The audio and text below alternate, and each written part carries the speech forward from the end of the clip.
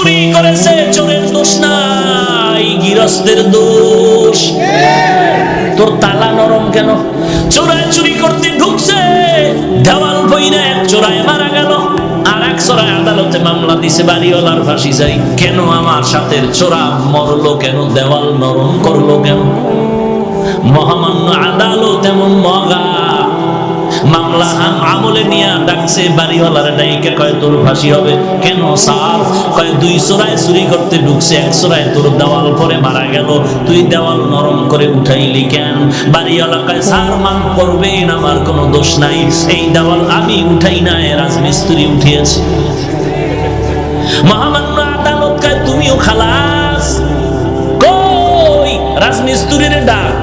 Sir বলে sir নাই, এক্ষুনি ফাঁসি। বলে কেন? কথা শুনে কি সমস্যা? বলে দেওয়াল নরম করে উঠাইলি কেন? বলে দেওয়াল উঠাইছি আমি, তবে নরম আমার কারণে হয় নাই, যেই জোগালি আমার এই মিলাই দিছে, পানি বেশি দিছে, নরম হয়ে গেছে, আমার কোনো দোষ নাই। মহামান্য আদালতকে তোর মাফ করে দিলাম। ধর জোগালি কই, এটারে না আদালত, এই তুই পানি নরম করে বালু দিলি কেন? বলে স্যার আমার কোনো দোষ নাই, আমি বালতি দিয়া বালুর মধ্যে পানি ঢালতেছিলাম, হঠাৎ করে একটা হাতি জোরে চিৎকার দিয়া দৌড় মারছে, এই ভয়ের ঠেলায় বালতির পানি বেশি বেড়ে গেছে, হাতিওয়ালার দোষ। বল তুইও মাফ। হাতিওয়ালারে ডাক, হাতিওয়ালা তুই এই অন্যায় করলি কেন? স্যার আমার হাতি এমনিই চেতে না, এমনিই গরম হয় না, এক বেরিয়ে এক মহিলা সুন্দরী রূপসী স্বর্ণের অলংকার লাগাইয়া ঝুম ঝুম করে আওয়াজ করতেছিল, হাতি দেখা গরম হয়ে গেছে, তুমিও মাফ। মহিলার ঝুনঝুনালারে ডাক, মহিলা ডাকছে, এই ম্যাডাম তোমার ফাঁসি হবে। বলেন কি ম্যাডামের ফাঁসি হবে? বলে হ্যাঁ। কেন?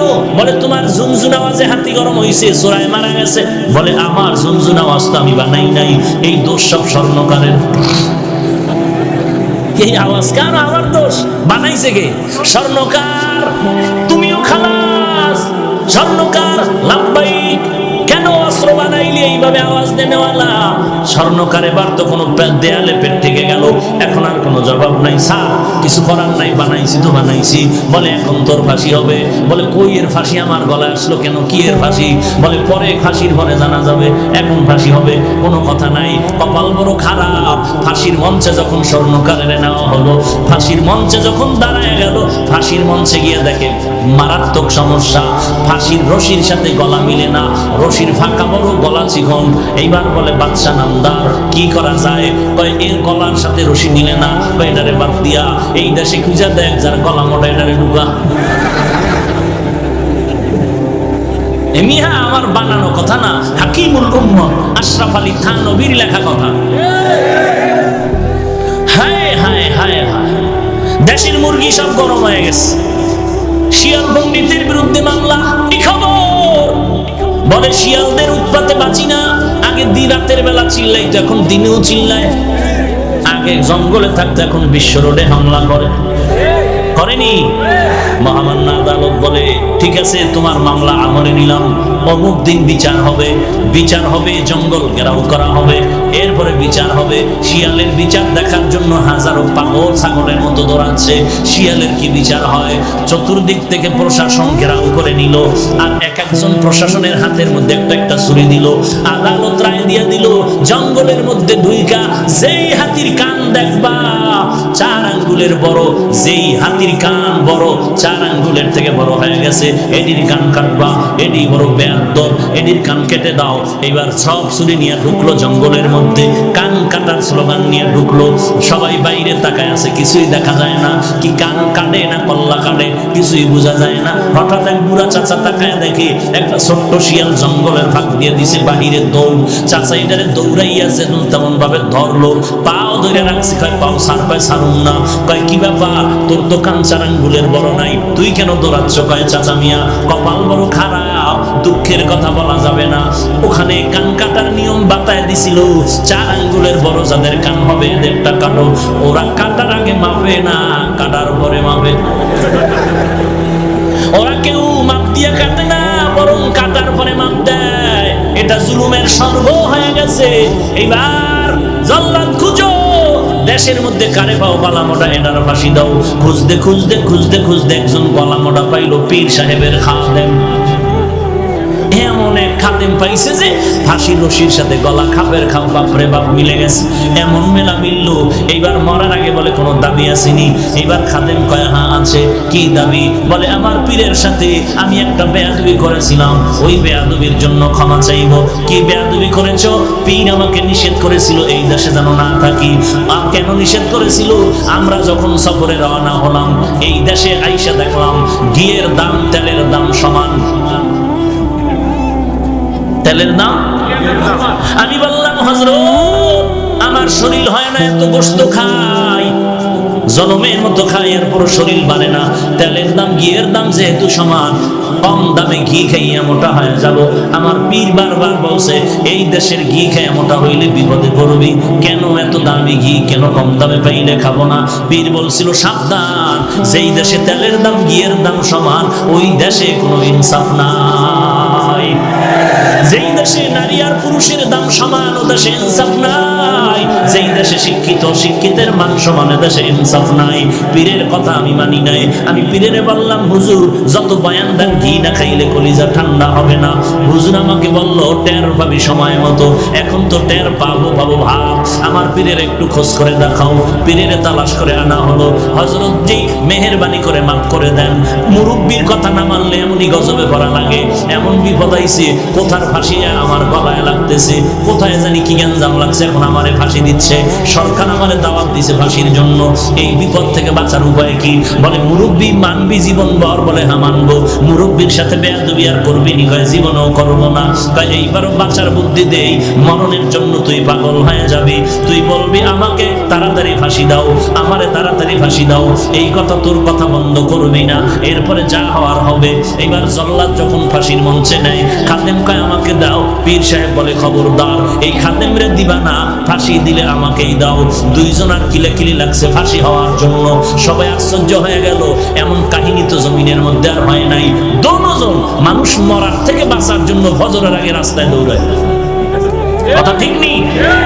কিন্তু ফজরের নামাজ 4 রাকাত পড়তে মসজিদে ঢুকে কেমন কপাল ভরা চিন্তা করতে পারেন যে ডাক্তারের কথায় ফজরের সময় রাস্তায় দৌড়ায়, পাশে মসজিদে নামাজ চলে 4 রাকাত নামাজে মসজিদে ঢুকে না। একটুখানি নেকের তরে রোজ হাসরের মাঠেতে বাবা ঘুরবে ছেলের পিছে, ছেলে বাবার আগেতে। আহাতে মন কঠিন দিনেতে নামাজ তোমায় ভুলবে না, ঠিক মতো পড়িলে নামাজ জান্নাত তোমার ঠিকানা। ঘুমের চেয়ে নামাজ ভালো আর তুমি ঘুমাইও না, ঠিক মতো পড়িলে নামাজ জান্নাত তোমার ঠিকানা। আমার প্রাণের ভাই বোনেরা জলদি করে উঠে যাও, ওযু করে তাড়াতাড়ি নামাজ পড়তে লেগে যাও। নবী বেনামাজির শাফাআত করিবেন না, ঠিক মতো পড়িলে নামাজ জান্নাত তোমার ঠিকানা। ঘুমের চেয়ে নামাজ ভালো আর তুমি ঘুমাইও না, ঠিক মতো পড়িলে নামাজ জান্নাত তোমার ঠিকানা। ঠিক মতো নামাজ বছরে কয়বার? বছরে বলে 5 বার। চিন্তা করছেন তাল ঠিক নাই? কি ঘুমাইতেছেন আপনারা? ভাইরা আমার, এক হুজুর বলে কেউ জাহান্নামে যাবেন। কয়েকজন মুরব্বী হাত উঠে এক আল্লাহু আকবার। আপনারা কি জাহান্নামে যাবেন? বলে আমিও যাবো না, আমার আব্বাও যাবে না। তো হাত তুললেন কেন? বলে টুপিওয়ালারা যা বলে তো ভালোই বলে জানি। নামাজ কয়বার? হ্যাঁ, দৈনন্দিন কত ওয়াক্ত? 5 ওয়াক্ত নামাজ। না পড়লে তো আর সমস্যা নাই, আছে? পড়েন না কেন? আশিকে রাসূল এখানে বসে আছেন, বয়ান শুনবেন, এমনও টাটকা আশিক বসে আছে, ফজরের নামাজও পড়েন নাই, জোহর পড়েন নাই, আসর পড়েন নাই, মাগরিব পড়েন নাই, ইশা পড়েন নাই। সামনে ফজর পড়বেন কিনা আল্লাহ ভালো জানেন। মদিনার নবী বলেন উম্মতের দল, কাফের আর মুসলমানের মধ্যে ব্যবধান, বেঈমানের গোষ্ঠী নামাজ পড়ে না, আর যারা মুমিন নবীর আশিকেরা একবারের নামাজও ছাড়ে না। কোন সুস্তি নামাজে পাঞ্জে গানা ফাওয়াইলুল লিল মুসাল্লিন আল্লাযিনা মুমিনারা ইনামাজে ইমদাদে দা ইস্তাঈনু আয়াতে কুরআন বাখা আয়াতে কদ আফলাহারা ইয়াদেকুন গৌর কুন্দর মানিয়াজদিন সাদেকুন। পীরও মরার জন্য রেডি খাদেমও। বাদশার কানে খবর গেল, স্যার এমন কাহিনী, পীরেও মরতে চায়, মুরিদেও মরতে চায়। বাদশা ভাই আজিব কারবার, আমি দেখতে আসতেছি। সামনে বাদশা হাজির হয়ে গেল। কিও আপনারা দুজন মরতে চান, কেন কি? পীর সাহেব বলে, বাদশা আপনি জানেন না? হিকমতি জবাব দিলেন, এই মুহূর্তে যদি ফাঁসি হয় বিনা হিসাবে জান্নাত পাবে। বাদশা কয়, তো জীবনে আকাম কম করলাম না, জীবনে আকাম তো কম করি না, এই মরণ যদি বিনা হিসাবে জান্নাত পাওয়া যায়। সব জল্লাদদের ডাক দিয়ে কয়, পীরেরও বাইন্দা অন্য জায়গায় নিয়ে যা, মুরিদেরও নিয়ে যা, তাড়াতাড়ি দেরি করিস না, গলায় ফাঁসি আমার দিয়ে দে। দেখছেন নি কই সুরার সুরির বিচারে ঢুকলো।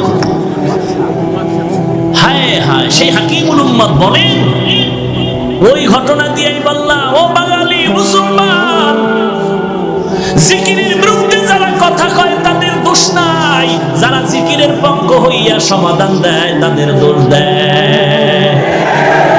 পর্দার বিরুদ্ধে যারা কথা বলে তাদের দোষ নাই, পর্দার পক্ষ হইয়া মদিনার নবীর মহব্বতে যারা সমাধান দেয় তাদের গালি দেয়। আছে না নাই?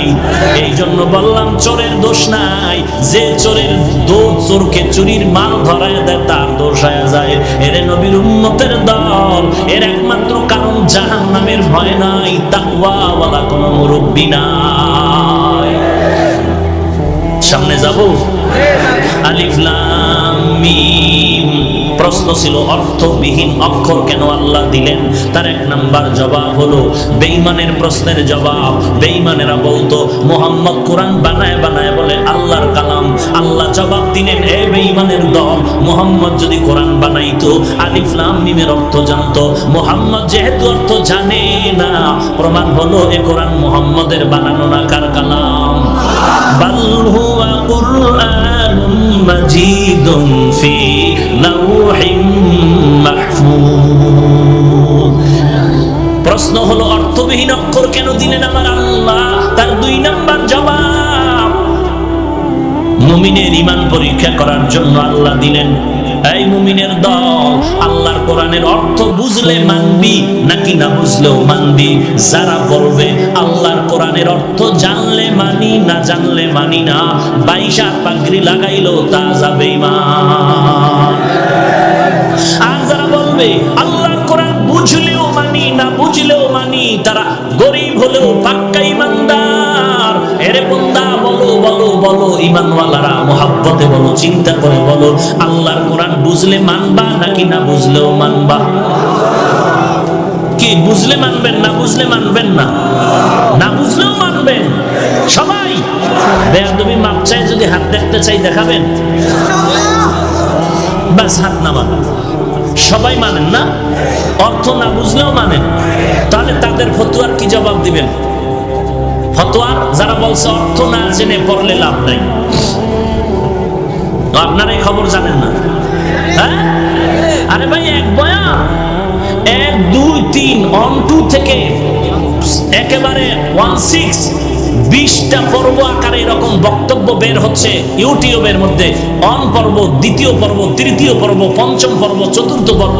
পুরা পর্বের বিষয় হলো অর্থ না জেনে কোরআন পড়লে লাভ নাই। এইটা বুঝাইছে শুধু পর্ব আকারে বক্তব্য দিয়ে। আর আপনারা বলেন কোরআন শরীফের অর্থ না জেনে আমরা মানতে রাজি, আর তারা পর্ব আকারে বক্তব্য দিতেছেন অর্থ না জাইনা পড়লে লাভ নাই। এখন তাদের ফতোয়া মানবেন? কথা বলেন। এখন যদি আপনি বলেন যে আমি তার বিরুদ্ধে বললাম, কেন তার বিরুদ্ধে বললাম? হ্যাঁ, কোরআনের ইজ্জত রক্ষার্থে, উম্মতকে জাহান্নাম থেকে বাঁচাইতে যা বলার তা বলতে হবে। যদি কারো স্বার্থে আঘাত লাগে সেজন্য কিছু করা নেই। বুঝাইতে পারলাম? তাহলে কোরআনের অর্থ না জেনে পড়লে লাভ আছে না নাই? এবার শুনেন মদিনার নবীর কথা। ক্বালান নবী সাল্লাল্লাহু আলাইহি ওয়া আলিহি ওয়াসাল্লাম, মান ক্বারা হারফাম মিন কিতাবিল্লাহ ফালাহু হাসানা ওয়াল হাসানাতু বিআশরি আমসালিহা। নবী বলেন, আল্লাহর কোরআনের একটা অক্ষর পড়লে সাথে সাথে একটা হাসানা পাইবা। একটা হাসানার পরিমাণ 10টা নেয়। কয় না? নবী বলেন, লা আকুলু আলিফ লাম মিম হারফুন ওয়ালাকিন আলিফুন হারফুন ওয়া লামুন হারফুন ওয়া মিমুন হারফুন।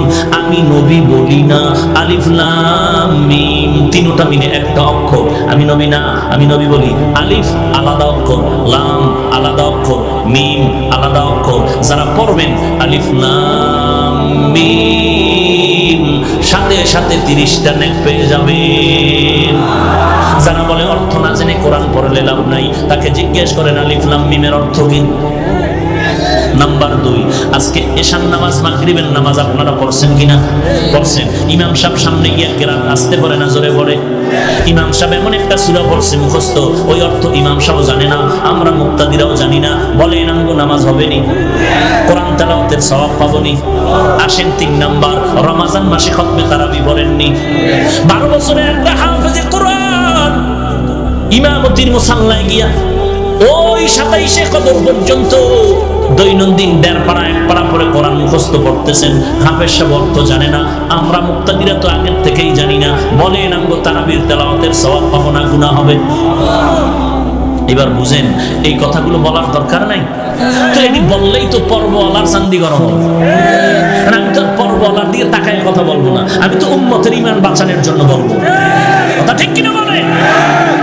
এখন যদি বলেন হুজুর মুখের পিছে লাগলেন কেন, ওরে উনি কোরআনের পিছে লাগলো কেন, এটা না আগে জিজ্ঞাসা। আমি হুজুরের পিছে লাগছি, উনি কোরআনের পিছে লাগলো কেন, উনি সুন্নতের পিছে লাগলো কেন? এত দুনিয়ার বয়ান আছে, দুনিয়াতে কোরআন হাদিসের বয়ান, নামাজের বয়ান, ফরদার বয়ান, যাকাতের বয়ান সব বাদ দিয়া ওই উম্মতের মাঝে এমন বয়ান কেন করবে যেই বয়ানে উম্মতের আলেম ওলামারা, উম্মতেরা বিভ্রান্তে পড়ে যায়? ভাইরা আমার, কষ্ট হচ্ছে আপনাদের? আহা, লম্বা কথা, আর একটু সামনে আগাই। আমি যত তাড়াতাড়ি পারি গুছাই নেব। এই উঠবেন না কেউ, উঠলেই আমি হাত উঠে ফেলবো। তখন কানলেও মোনাজাতের কান্দা হবে, বুঝেন নাই? তখন আর হাত নিচে নামবে না, কানলেও দোয়া হবে, মোনাজাতের কান্দা। চলবে আর একটু? থাকবেন সবাই? কারা কারা থাকবেন না?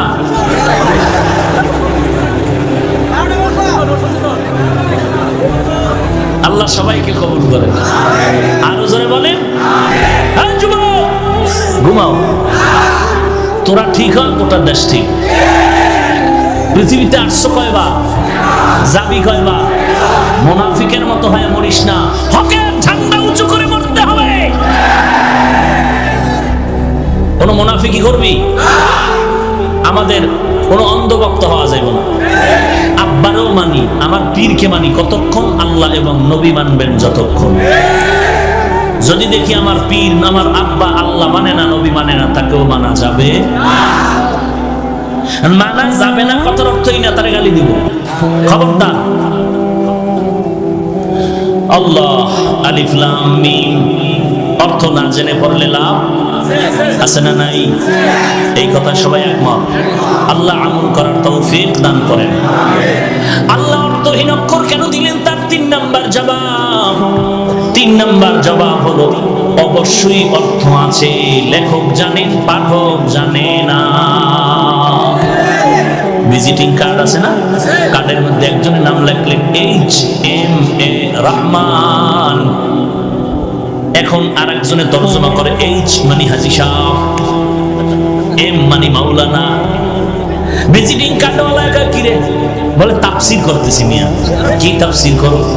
বলে HMA রহমান, H এর তাফসীর করলাম হাজী সাহেব। 13 বার ইস্তেগফার কর, কারণ আমার 14 গোষ্ঠীর মধ্যে কেউ হজ করার সুযোগ পায় না। আমি যাবো যাবো বলে যাই নাই, চেষ্টা আছি সুদের টাকাটা পুরো হয়ে যাও। আছে না নাই? কি খুশির খবর, সুদের টাকা হজে যায় বদমাস। আছে না নাই? সুদ খেয়ে কি খুশি হয় জানো? এই বিল্ডিং আমার সুদের টাকায় ও ভাইজান, তুমি সুদ খাইয়া কি পরিমাণ নিচে নেমেছ? তোমার আপন মায়ের সাথে তুমি জিনায় গুনাহে লিপ্ত আছো। নিজের আপন মায়ের সাথে জিনার গুনাহে লিপ্ত তুমি। একটা নেক আমল আল্লাহর কাছে গ্রহণ হবে না। ভাইরা আমার, এরপরে বলে তুই এমদারা কি বুঝাইলি? বলে মাওলানা জীবনে তো মাদ্রাসার বারান্দায় পাড়া দেই নাই, দোয়াই মুসফর। বলে তাহলে তুমি এই চেম দিয়া কি বুঝাইলা? বলে এইচ দ্বারা আমার বংশ হাওলাদার, এম দ্বারা মুহাম্মদ, এ মানে আব্দুল রহমান তো স্পষ্ট। তাহলে এইচ এম এই অক্ষরগুলো দিলে অর্থ লেখক জানে, কে জানে না? আলিফ লাম মিম, আলিফ লাম র, এগুলোর অর্থ আছে, কে জানেন? আমার আল্লাহ, কোন মাখলুকাত জানে না। টোটাল বয়ানের কি রেজাল্ট পাইলাম?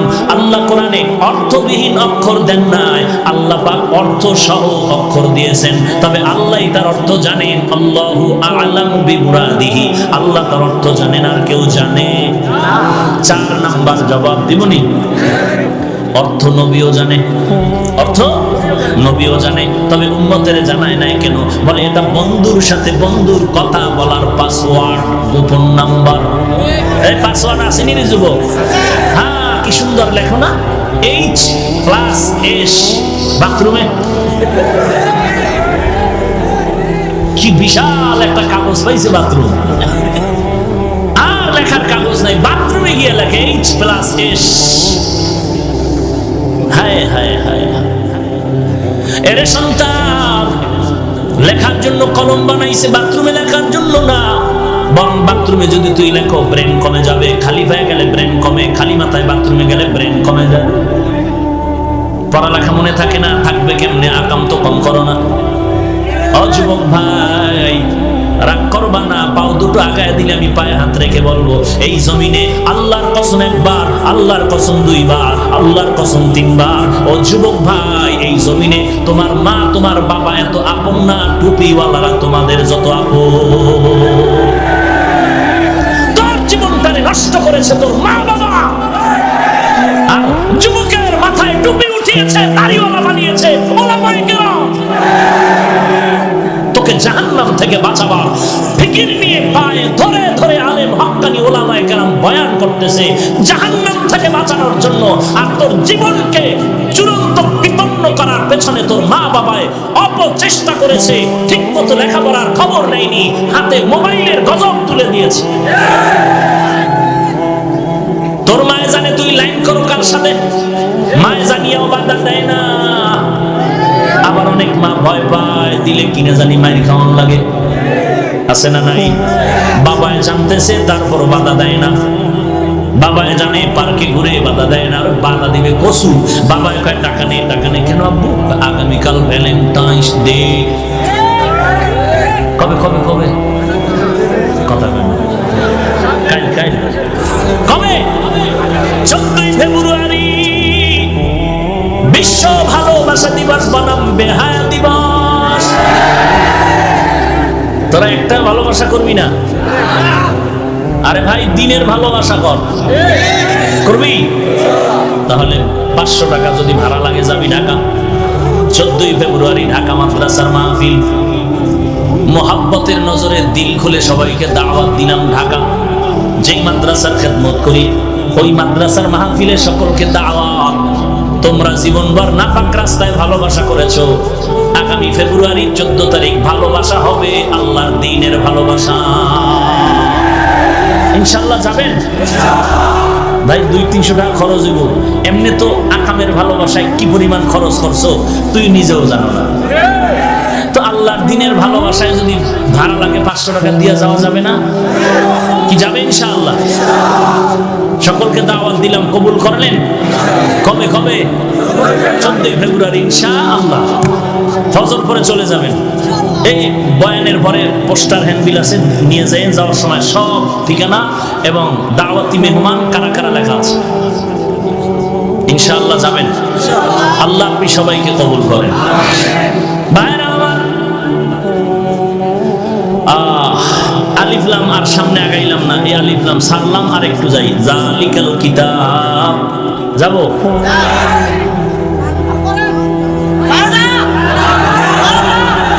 যালিকাল কিতাব, ভালো করে বুঝে।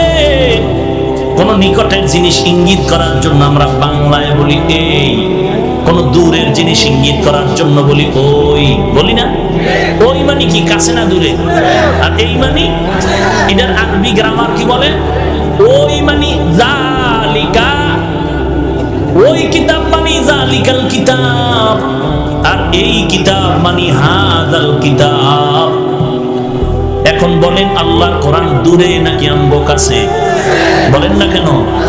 তাহলে হবে হাযাল কিতাব। আল্লাহ কেন বললেন যালিকাল কিতাব? প্রশ্ন বুঝলে জবাব বুঝবেন। প্রশ্ন বুঝলেন? কোরআন কাছে না দূরে? কাছে কাছে, ঠোঁটের আগায় কোরআন, সিনার মধ্যে কোরআন, মাদ্রাসায় কোরআন। কথা বলেন? তাহলে হওয়া দরকার ছিল হাযাল কিতাব। কেন বললেন যালিকাল কিতাব? আমি শুধু এই কথাটার সমাধান দিয়ে মুনাজাতের দিকে যাওয়ার চেষ্টা করব ইনশাআল্লাহ। যালিকাল কিতাব কেন বললেন? প্রশ্ন। এর এক নাম্বার জবাব, যালিকাল কিতাব আয় হাযাল কিতাব। যালিকা দ্বারা হাযাই উদ্দেশ্য। কেন আল্লাহ বললেন? বলে এটা কোরআনের সাজানো একটি অলংকার। কারণ কোরআনের মধ্যে এত সুন্দর কিতাব, ফাসাহাত বালাগাত, অলংকার যুক্ত কিতাব আর জমিনে একটাও নাই। যালিকা দিয়ে আল্লাহ বুঝাইলেন হাযাল কিতাব, এই কিতাব। এগেল এক জবাব। জবাব নাম্বার 2, যালিকাল কিতাব মানে ওই কিতাব। আসলে কিতাব দূরে মানে কি? কোরআন শরীফ আমাদের কাছে, কোরআনের রিডিং ইবারত কাছে, কিন্তু কোরআনের ব্যাখ্যা তাফসীর আমাদের মেধা থেকে অনেক অনেক দূরে। ওদিকে ইঙ্গিত করার জন্য বলা হলো যালিকাল কিতাব। 3 নাম্বার জবাব, যালিকাল কিতাব মানে ওই কিতাব। ওই কই? বলে ওই আদম নবী থেকে ওই ঈসা রূহুল্লাহ পর্যন্ত যত কিতাব আল্লাহ তাদের দান করেছেন, ওই সমস্ত ইলমের সব কোরআনের মধ্যে জমা আছে। এই কিতাব মানে ওই ঈসা নবীর কিতাবের ইলমের কিতাব, ওই আদম নবীর ইলমের কিতাব এই কিতাব, ওই ইব্রাহিম নবীর ইলমের কিতাব এই কিতাব। জবাব নাম্বার 4, যালিকাল কিতাব মানে হলো ওই লাউহে মাহফুজের কিতাব। লাউহে মাহফুজ চিনেননি? এই যে আপনাদের সিলেট হবিগঞ্জের কাছে শিক্ষক ছাত্রকে বলে, এই ছাত্র বলো তুমি আসমান কাছে না হিমালয় পর্বত কাছে? ছাত্র কয় স্যার আসমান অনেক কাছে, হিমালয় পর্বত দূরে। বলে কেমনে বললি? বলে আসমান দেখা যায়, হিমালয় পর্বত দেখা যায় না। এরে নবীর আশিক উম্মতের দাও, লাউহে মাহফুজের কিতাব মানে ওই দূরের কিতাব। কোথায় সেই লাউহে মাহফুজ? আমরা যেই জমিনটার মধ্যে বিচরণ করি, দর্শন বলে এর নাম পৃথিবী। উপরে তাকাইলে দেখি খালি খালি খালি, বিজ্ঞান আর দর্শন বলে মহাশূন্য। নবী বলেন আমি মেরাজের রাত্রে এগুলো অতিক্রম করে করে মাপ দিয়া দিলাম আল্লাহর পক্ষ থেকে। এই যে মহাশূন্য দেখতেছি, এই মহাশূন্যের দূরত্ব হলো 500 বছরের পথ। এর উপরে হলো প্রথম আসমান। আমরা যে দেখতে পাই আসমান কত দূর? কথা বলেন, 500 বছরের দূর। এই মহাশূন্যের মাঝখানে একটা স্তর আছে যেটাকে বলে মাধ্যাকর্ষণ। কিছু জিনিস রেখে দিলে পরেও যায় না, উপরেও যায় না। দুনিয়ার বিজ্ঞানরা মাথা খাটাইয়া স্যাটেলাইট বানায় ওখানে রেডি করে রাখছে, আর ওই স্যাটেলাইটের মাধ্যমে জগতের খবর নিয়ে এরপরে সেন্টারের মধ্যে দেয়। আর আমরা ভয়েস অফ আমেরিকার খবর স্যাটেলাইটের মাধ্যমে দুনিয়ার সব খবর জানতে পাই। নবী বলেন আমি বাইতুল্লাহ থেকে বাইতুল মাকদিসে গেলাম, ওখান থেকে আমার জন্য আল্লাহ লিফটের ব্যবস্থা করলেন।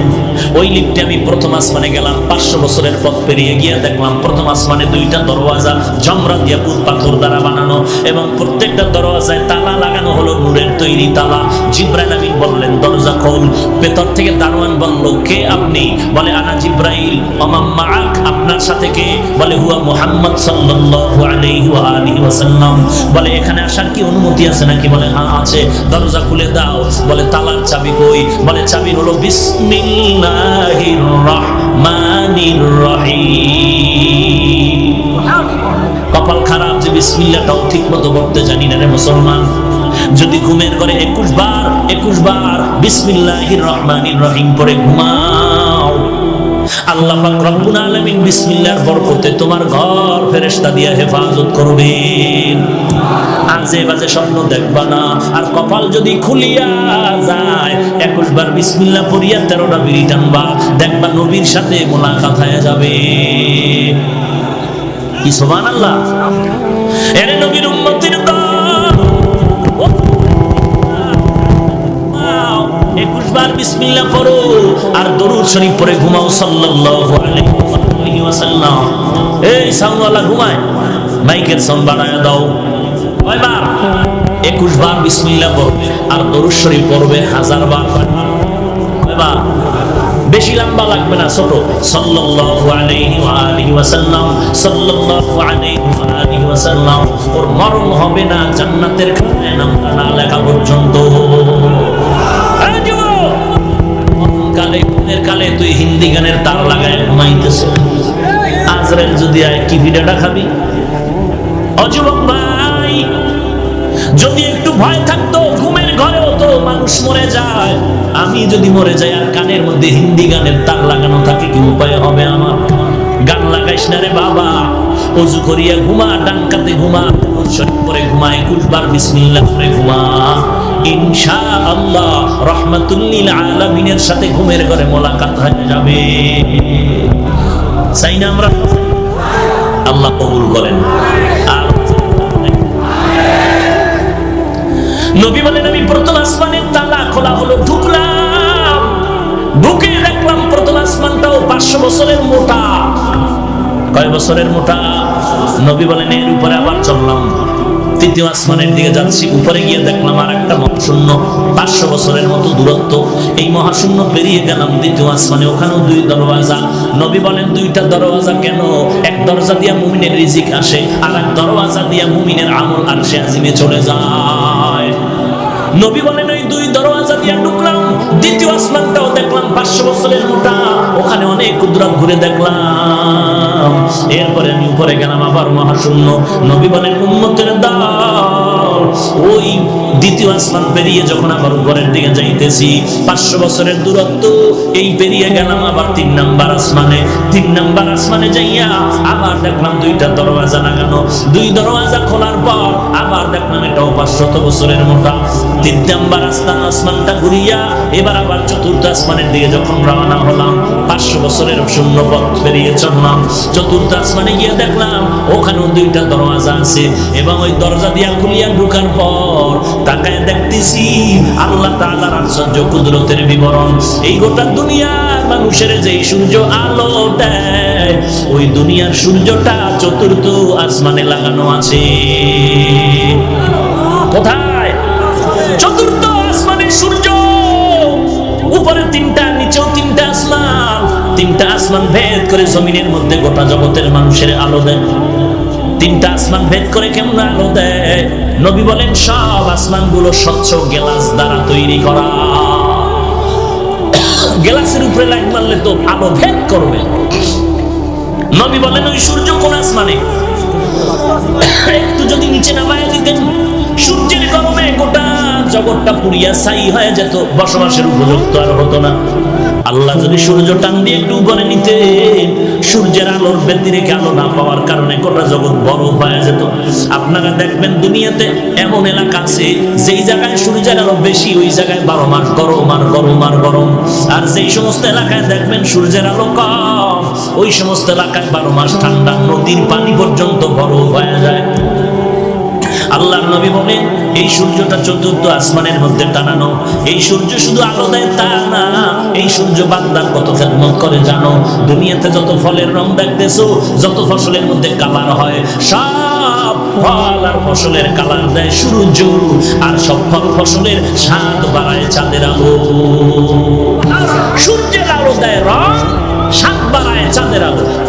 বিজ্ঞানীরা বলে এই সূর্য পৃথিবী নামক গ্রহ থেকে 13 লক্ষ গুণ বড়। ওই 4র্থ আসমানের সূর্য কত দূর? বলে 9 9,30,00,000 মাইল উপরে সূর্য। যদিও বিজ্ঞানীদের থিওরি আর হিসাবের মধ্যে মারাত্মক ভুল আর ভুল, কারণ ওরা কিয়ামতের আগ পর্যন্ত সূর্যের কাছে যেতে পারবে না। তবু একটা আন্দাজে জ্যামিতিক ম্যাট নিয়ে নিল, বলল যে পৃথিবী যত বড় তার থেকে 13 লক্ষ গুণ বড় সূর্য। কিন্তু পৃথিবীটা কত বড় বিজ্ঞান আজ পর্যন্ত আবিষ্কার করতে ব্যর্থ, কারণ এই পৃথিবীর উত্তর মেরুতে যাওয়ার পরে সূরা কাহাফের মধ্যে যুলকারনাইন বাদশার ঘটনা আছে। এমন 2টা পাহাড়ের পাদদেশে ওখানে একটা দেওয়াল লোহার প্রাচীর নির্মাণ করে দিলেন। ওই লোহার প্রাচীরের ওই পাশে একদল মানুষ, একদল জাতি আছে যাদেরকে ইয়াজুজ মাজুজ বলা হয়। ওরা প্রতিদিন সকাল থেকে সন্ধ্যা পর্যন্ত দেওয়ালটা জিব্বা দিয়া চাটে। সন্ধ্যা যখন হয় পাতলা হয়ে যায়, বলে আগামীকাল এসে শেষ করে এদিকে ঢুকবো। ওরা পরের দিনে এসে দেখে দেওয়াল আবার মোটা হয়ে গেছে। যেদিন এদিকে আসার সময় হবে সেদিন আল্লাহর কুদরত প্রকাশ হয়ে যাবে। সন্ধ্যাবেলা বিদায় নেওয়ার সময় বলবে ইনশাআল্লাহ আগামীকাল এসে দেওয়ালটা চেটে শেষ করব। পরের দিন এসে দেখবে দেওয়াল আর মোটা হয় নাই, ওই বাকি দেওয়ালটারে শেষ করে এদিকে আসবে। ওই ইয়াজুজ মাজুজের দলেরা কেউ 60 হাত লম্বা, কেউ 40 হাত লম্বা, কেউ 30 হাত লম্বা, কেউ 20 হাত লম্বা। এদের খানা হলো মানুষ খাবে, ধরে ধরে মানুষ খাবে। আজ পর্যন্ত কোনো বিজ্ঞানীরা পারলো না বের করতে ওরা কোথায় থাকে, কেমনে থাকে, কেমনে খায়, কেমনে ঘুমায়। ওই রকেট চালাইছে ওদিকে যায় না, প্লেন চালাইলো ওদিকে যায় না, স্যাটেলাইট চালাইলো ওদিকে যায় না। আল্লাহর কুদরতের পর্দার মধ্যে আবৃত করা আছে। এর নবীর উম্মতের দল, তাহলে জমিনটা কিন্তু ওই পর্যন্ত শেষ না। ইয়াজুজ মাজুজের অংশটাও পৃথিবীর অন্তর্ভুক্ত। কত বছর আগে পত্রিকার মধ্যে খবর আসলো রাশিয়ার জমিনে একটা আগুনের কুণ্ডলী নামলো জমিনের মধ্যে। খবর পাইয়া প্রশাসনের লোকেরা অস্ত্র নিয়ে আগুনের কুণ্ডলীকে ধরার জন্য আগায় গেল। দেখলো আগুনের মধ্য দিয়ে কিছু মানুষ বের হইয়া রাস্তায় হাঁটতেছে, ধরার জন্য আগাচ্ছে। যত আগায় আগুন তত পেছনে যায়। যখন দ্রুত গতিতে আগাইল ওই লোকগুলো আগুনের মধ্যে ঢুকিয়া গেল। এরপরে হঠাৎ আগুনটা উপরে উঠিয়া গেল। বিমান চালাইয়া ধরার চেষ্টা করলো। রাশিয়ার খবর বলতেছে না, কতক্ষণ চেষ্টা করার পরে দেখলাম আগুন গায়েব হয়ে গেল, অদৃশ্য হয়ে গেল। কেউ কেউ বলে এটা ইয়াজুজ মাজুজের বংশের লোকেরা আসছিল। এর নবীর উম্মতের দল, আমার নবী বলেন ওই সূর্যটা এই পৃথিবীর থেকে 13 লক্ষ গুণ বড়। বিজ্ঞানের কথা নবী বলেন আরো কত বড় হবে আল্লাহ ভালো জানেন।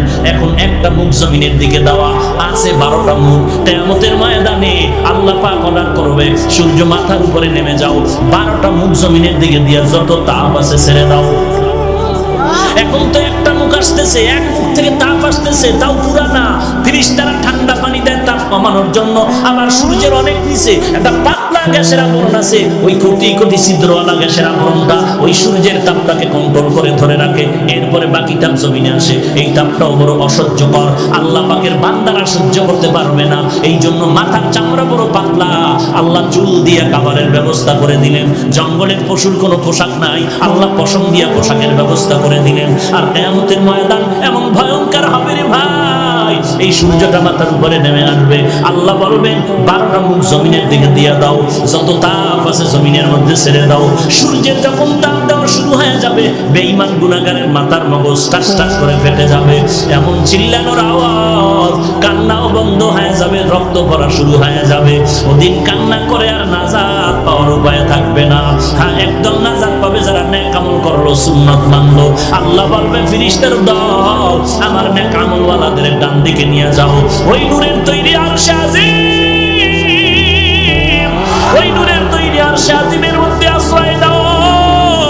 আমি আল্লাহ আমার আশিকদের সাথে মহব্বতের নূরের পর্দা উঠাইয়া মোলাকাতের ব্যবস্থা করব।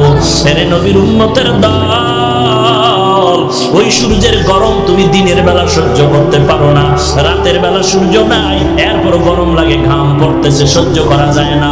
গুনাহ নিয়া যদি কবরে যাও, কেমন করে সূর্যের গরমটারে সহ্য করবা রে বাবা? সহ্য করতে পারবি না রে যুবক, গুনাহ করিস না রে ভাই। তোমার আমার মতো যুবক স্কুল কলেজে পড়ে এক ওয়াক্ত নামাজও বাদ দেয় না, আছে না নাই? ও বাবা, তুমি টুপি পরো না, গালি দেই না, তবে তোমার মনটাকে টুপি পরার জন্য তৈরি করো। তুমি দাড়ি রাখতে পারো না, গালি দেই না, কিন্তু দাড়ি রাখার জন্য নবীর মহব্বতে তৈরি করো। এ বাবা, তুমি শার্ট প্যান্ট পরো, গালি দেই না, তবে মদিনার নবীর পোশাকটা পরার জন্য দিলটারে তৈরি করো।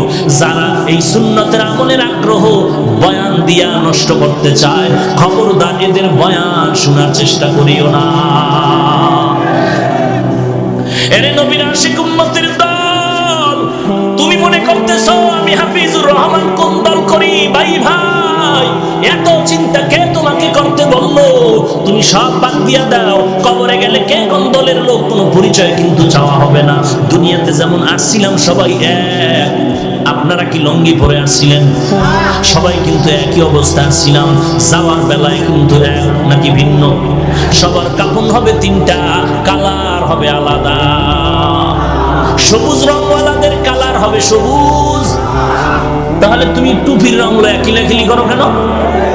এই মূর্খ, কিলাকিলি করো কেন? সাদা টুপি, সবুজ টুপি, কালো টুপি। তাহলে মরার কালে সবুজ কাফন পরে মরণকালে কাফন হবে সবার সমান, তিনটা কালার হবে কি? কথা কয় না, কালার কি সবার? তাহলে দুনিয়াতে আসাটাও এক, যাওয়াটাও এক, কালারও এক। তুমিও মুসলমান, আমিও মুসলমান, তোমার ধর্ম আমার ধর্ম এক, তোমার আল্লাহ আমার আল্লাহ, তোমার নবী আমার নবী এক, তোমার কোরআন আমার কোরআন এক, তোমার কাবা আমার কাবা এক। কবর হবে কি? নাকি তোমারটা 13 হাত লম্বা? না, প্রশ্ন হবে এক। তোমাকেও তিনটা প্রশ্ন, আমাকেও তিনটা প্রশ্ন করা হবে। তুমি কোন দলের নেতা, কোন দল করেছো, কোন পীর সাহেবের কাছে গেছো, প্রশ্ন করা হবে। সবার জন্য তিনটা প্রশ্ন। 1 নম্বরে রবের পরিচয় দাও, 2 নম্বরে ধর্মের পরিচয় দাও, 3 নম্বরে রহমাতুল লিল আলামিনের পরিচয় দাও। দুনিয়াতে যারা রবের সাথে জিন্দেগি চালাইলো তারা বলবে রব্বি আল্লাহ, আমার রব হলো আল্লাহ। যারা দুনিয়াতে ইসলাম অনুযায়ী চলছে তারা জবাব দিবে দীনি আল ইসলাম, আমার ধর্ম কি? ইসলাম। যারা নবীর সুন্নাত মানিয়ে চলছে তারা আমার নবীকে দেখা মাত্র বলবে হুয়া মুহাম্মদ সাল্লাল্লাহু আলাইহি ওয়া আলিহি ওয়াসাল্লাম। আর যারা দুনিয়াতে রবের সাথে সম্পর্ক নাই, যাদের সাথে ইসলামের কোনো দেখা নাই, যাদের বডির মধ্যে সুন্নাতের আমল নাই, তারা তিনটা প্রশ্নের জবাবে বলবে হা হা লা আদরি, হা হা লা আদরি। আফসোস, বড় আফসোস, আমি কিছুই জানি না, কিছুই জানি না, বড় কপাল খারাপ। আল্লাহর অর্ডার হয়ে যাবে, ওরে ফেরেশতা কবরটা জাহান্নামের আগুন দিয়া ভরে দাও। একটা নয়, দুইটা নয়, 70 থেকে 99টা সাপ কবরের দুই পাশের মাটির চাপ। এরে নবীর উম্মতের দল, একটা বেতের বাড়ি কেউ হাতে দিলে ব্যথা পাই, সহ্য করতে পারি না। আর ওই কবরে গুনাহ নিয়ে গেলে মাটির চাপ কেমনে করে সহ্য করবা? ও মাধবপুরের মুসলমান, আল্লাহর কোরআনকে মিথ্যা মনে করিও না, নবীর কথাগুলোকে মিথ্যা মনে করিও না। আজকে তুমি নবীর তরিকা মানতে পারো না, অথচ নবীর আদর্শ দেখে কত হিন্দু মুসলমান হইতেছে, কত বৌদ্ধরা মুসলমান হলো, কত খ্রিস্টানেরা মুসলমান হলো। তুমি কেন পারবা না? আল্লাহর কাছে তওবা করো। আল্লাহ, এমন একটা কোরআন পাইলাম, ওই কোরআন সহিভাবে পড়ার তৌফিক দাও, ওই কোরআন সিনায় লাগানোর তৌফিক দাও, ওই কোরআন অনুযায়ী আমার জীবনকে চালানোর তৌফিক দান করো। নবীর সুন্নতের আমলওয়ালা জিন্দেগি আমাকে দান করো। এরে নবীর উম্মতের দল, যদি তওবা করার নিয়ত থাকে, গুনাহ নিয়ে আর কবরে যাইবা না। মুনাফিকি যদি না থাকে, গলায় ছুরি আসবে, মরে যাব, এরপর আর নামাজ বাদ দিব না, নবীর বিরোধিতায় টুপি ছাড়বো না, নবীর বিরোধিতায় মদিনার পোশাক বাদ দিব না, আর কোনোদিন মা বাবাকে কষ্ট দিব না, আর কোনোদিন আল্লাহওয়ালা আলেম ওলামাদের বিরোধিতা করব না। তওবা করার যদি নিয়ত হয়, খাঁটি তওবার নিয়তে দুটো হাত আল্লাহকে দেখায় দাও। আয় আল্লাহ, সবার হাত আপনি কবুল করে নেন।